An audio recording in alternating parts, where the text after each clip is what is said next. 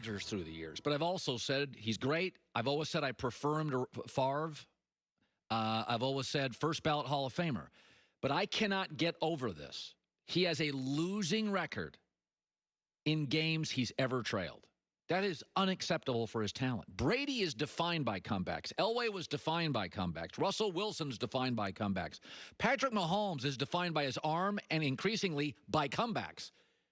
You lead Aaron Rodgers at any point, 3-0, losing record. He's too talented for that. And I said before, some guys are ballers, some guys are bailers. And Greg Jennings will join me, the former Packer, brought to you by Mercedes-Benz, the best or nothing. So it's one of those days I'm the bad guy beating up on Aaron. But that I cannot get past that.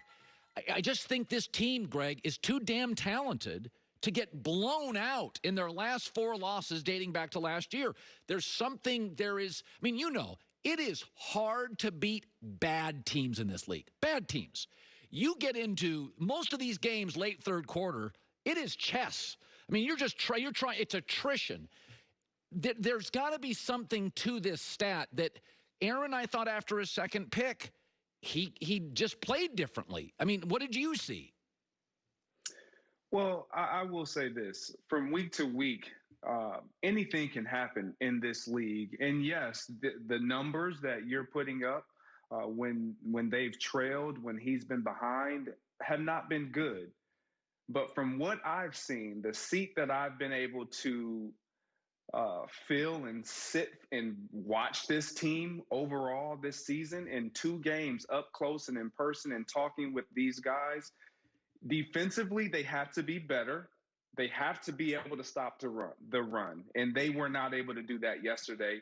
And then what we've saw also is them not turn the ball over, them not give their opponent other opportunities or more opportunities. They did that yesterday for the first time all season long. Aaron Rodgers did not play well, but he didn't have the supporting cast that he's had all year play well the way they have in previous games this year. And let's face it, the Bucs played a really good game defensively. When you sack and you apply pressure on Aaron Rodgers or any quarterback in this league, they get rattled and the game plan changes and you have to quicken things up offensively. Timing is disrupted, and that's what we saw against the Green Bay Packers for the first time all year. Kudos to the Tampa Bay Buccaneers. But the last 5 losses have been to a very physical Tampa defense, twice to a very physical Niners defense.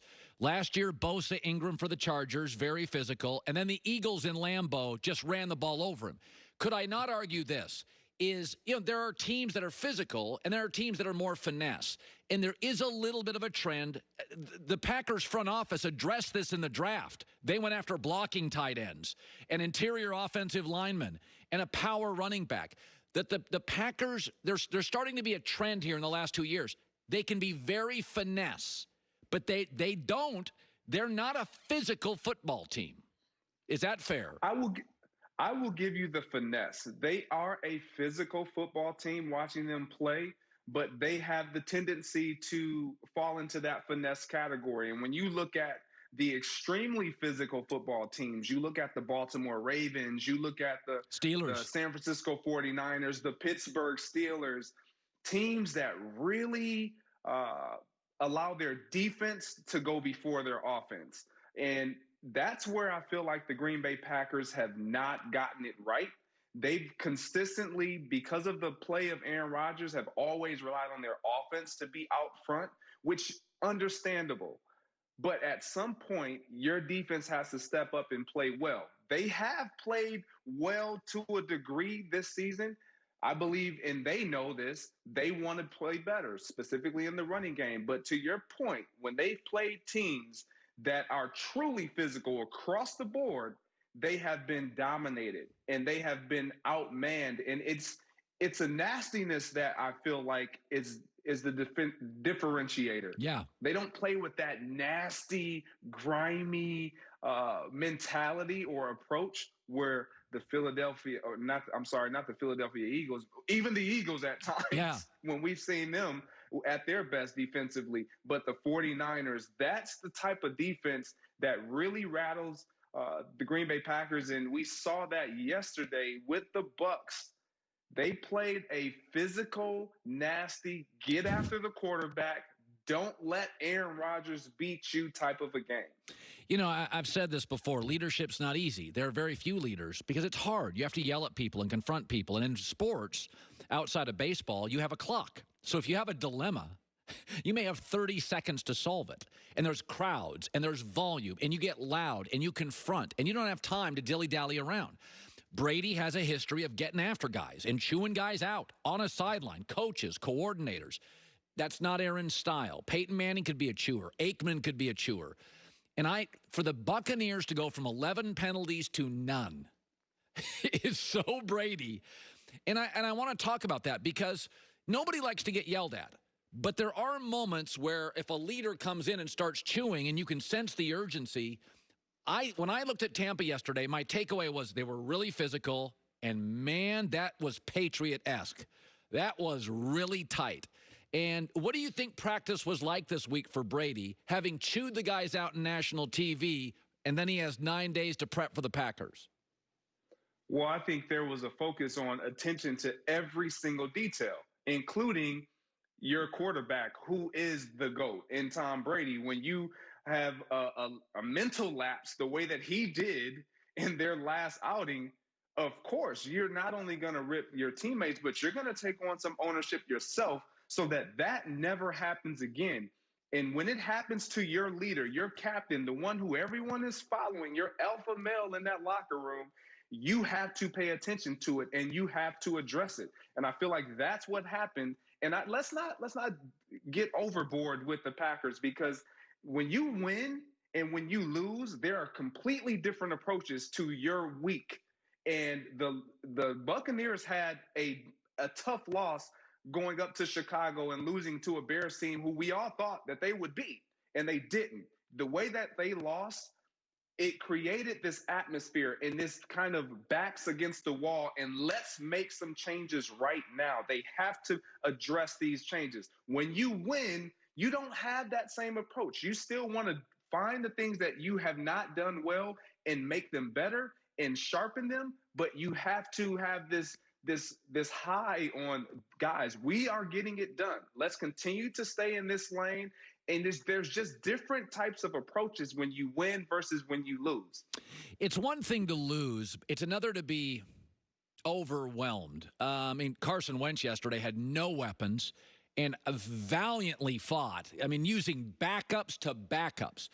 Yesterday, Baker, again, it happened against Baltimore. It happened against Pittsburgh. This is his third head coach. He looks overwhelmed when he's back. He looks small. He doesn't have the arm. Like, I honestly believe they are looking, this new coaching staff watches the Baltimore game and the Pittsburgh game. And he's like, listen, this is not, we're too damn talented to lose like this. I mean, I don't know how you could watch that as a third coaching staff, as an owner, as a general manager, and think this guy can overcome. I think there are people bailing on Baker in Cleveland. Well, Colin, the one thing that I've noticed about Baker against teams that have a game plan and can execute it and can disguise long enough, he struggles.